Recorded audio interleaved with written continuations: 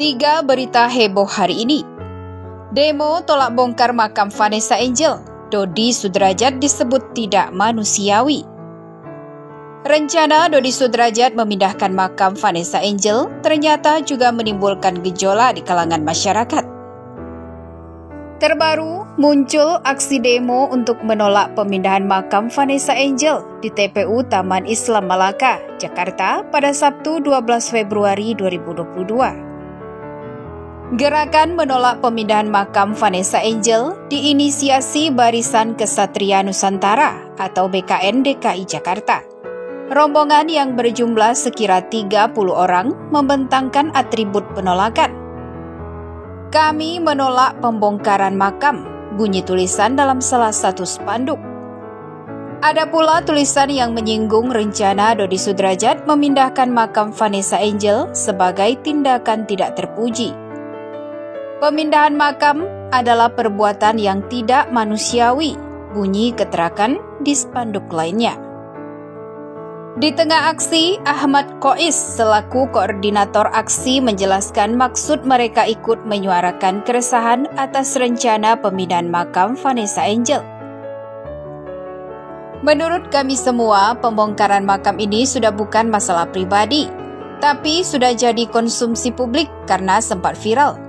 Maka dari itu, kami menolak rencana pembongkaran makam yang akan dilakukan saudara Dodi Sudrajat, sebut Ahmad Qois. Lebih lanjut, Ahmad Qois berbicara tentang hukum pemindahan makam menurut sudut pandang agama, di mana hal itu juga jadi alasan dibalik gelaran aksi hari ini.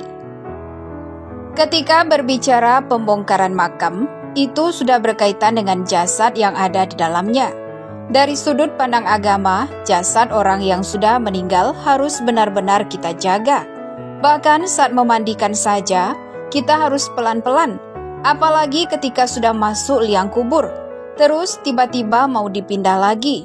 Itu sangat menyakiti, ucap Ahmad Qois. Pun dari sisi peraturan perundang-undangan, Ahmad Qois melihat tidak ada alasan pembenar di balik rencana Dodi Sudrajat memindah makam Vanessa Angel. Pemindahan makam itu harus dengan alasan yang jelas, semisal untuk kebutuhan forensik atau ada bencana alam, tutur Ahmad Qois. Oleh karenanya, Ahmad Qois bersama tim menyatakan bakal ikut mengawal rencana pemindahan makam Vanessa Angel agar tidak terlaksana. Kami akan terus mengawal sampai Pak Dodi tidak jadi membongkar makam Vanessa Angel, kata Ahmad Qois tegas. Fuji raup 120 juta per hari. Sikap pada UMKM bikin salut mirip Vanessa Angel. Meski sering dianggap sombong, Fuji justru meniru sifat Vanessa Angel yang dikenal murah hati. Tak disangka-sangka manajer membeberkan soal perkataan Fuji jika menerima tawaran endorse dari UMKM kecil. Banyak pihak kerap menuding Fujianti Utami alias Fuji bersikap sombong. Tak dipungkiri, Fuji memang makin naik daun hingga dinobatkan jadi selebgram centang biru. Soal tarif endorse, Fuji mematok sekitar 8 juta rupiah. Yang menarik, ia bisa menerima belasan endorse dalam sehari. Ini artinya, Fuji diprediksi mengantongi sekitar 120 juta per hari untuk endorse. Manajer Fuji, Batara Ageng, menyebut kalau tawaran yang masuk sebenarnya lebih dari 15. Namun, ia memfilter tawaran buat Fuji agar sang artis bisa maksimal memenuhi permintaan klien. Sehari ya aku sih sekarang aku filterin. Kalau aku ambil semua, takutnya nggak ke-handle, kata Batara. Aku sih sekarang paling satu hari itu bisa ngambil maksimal 15 endorse sehari di story. Itu baru all shop belum brand. Makanya sehari 15. 15 kan gampang tercakup dan gampang dibawa. Gitu kak, ungkapnya. Walau sudah berani memasang tarif, Fuji tak lantas lupa diri.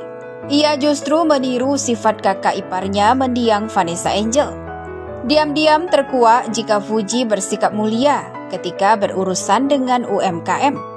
Ia tak masalah menerima bayaran berapapun jika ada UMKM yang memakai jasanya. Kalau UMKM misalkan dia nawar ya udah kita kasih, kita ambil, kata Bathara. Kayak, Kak, aku punyanya segini, aku mau nabung lagi. Oh ya udah, nggak apa-apa, kirim aja. Yang kamu punya sekarang berapa, nanti langsung kirim barangnya, paparnya. Bathara menyebut jika Fuji lah yang menyuruhnya melakukan hal itu. Fuji agaknya kasihan pada UMKM yang masih baru merintis hingga tak mau membebani soal tarif. Karena Fuji yang kayak, Bat, ambil ya kalau UMKM yang kecil-kecil gitu, biar kita bisa ngebantu segala macem, terang Bathara. Luar biasa, jadi Fuji juga punya sikap kemanusiaan yang luar biasa ya, ujar host. Sejumlah netizen langsung dibuat kagum oleh sikap Fuji tersebut, tak sedikit yang menyamakan kebaikannya dengan Vanessa Angel. Mirip almarhumah Vanessa, Masya Allah, nular kebaikannya, tutur seorang netizen. Fuji ke akun sipernya juga sering sumbang di akun Tolivisius yang di-follow Fuji dan Tarik, kata fans. Fuji banyak belajar dari kakaknya, Bibi dan Kak ipar Vanes untuk bantu UMKM, apalagi masa pandemi, tutur netizen lainnya. Intip 4 sumber kekayaan Thorik Halilintar, pendapatan per bulannya fantastis. Nama Thorik Halilintar kini selalu menjadi bahan perbincangan di seluruh media, baik di media sosial maupun di televisi. Terlebih saat ia menjalani hubungan asmara dengan adik ipar dari mendiang Vanessa Angel, Fujianti Utami Putri alias Fuji. Selain kisah asmaranya, kehidupan Thorik Halilintar pun kerap disorot karena kehidupannya yang selalu bergelimang harta.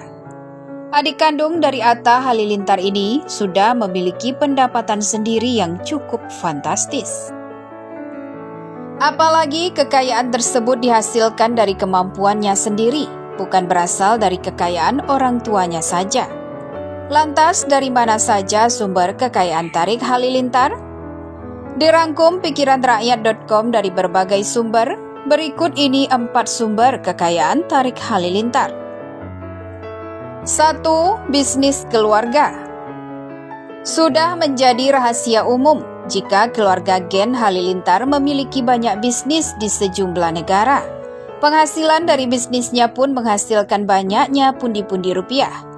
Kedua, orang tuanya selalu mengajarkan bagaimana cara mengelola bisnis mereka, serta cara memutar pengelolaan keuangan dan trik marketing kepada ke-11 anaknya.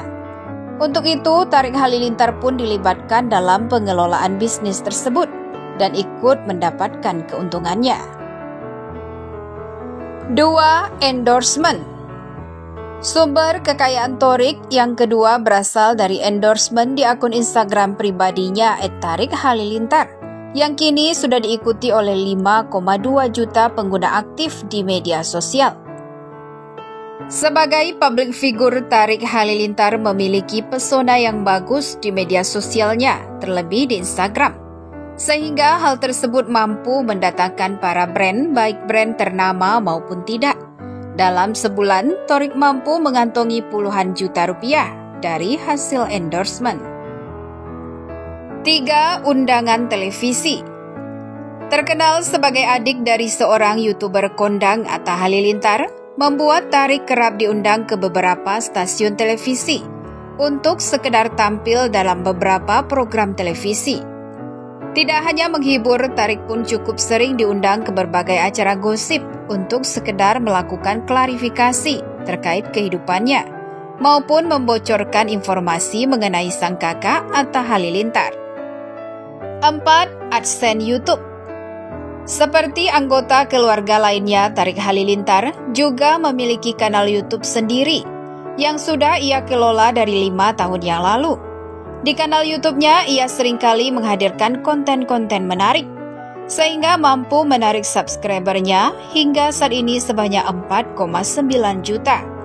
Dengan jumlah pengikut serta jumlah penonton yang selalu mencapai jutaan di setiap kontennya, Membuat AdSense di YouTube-nya mampu menghasilkan pundi-pundi uang hingga ratusan juta rupiah dalam sebulannya.